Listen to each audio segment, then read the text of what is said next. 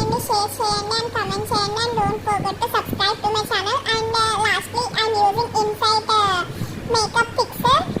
ఇది కూడా నేను ఫస్ట్ టైం ట్రై చేస్తున్నాను. అది పర్చేస్ చేశాక ఒకసారి ట్రై చేశాను. ఈ బ్రాండ్ మేకప్ ఫిక్సర్ అనేది ఫస్ట్ టైం ట్రై చేస్తున్నాను. ఫస్ట్ టైం ట్రై చేశాక అయితే నాకు చాలా అంటే చాలా నచ్చింది. ఫ్రేగ్రెన్స్ కూడా అంత ఎక్కువ లేదు.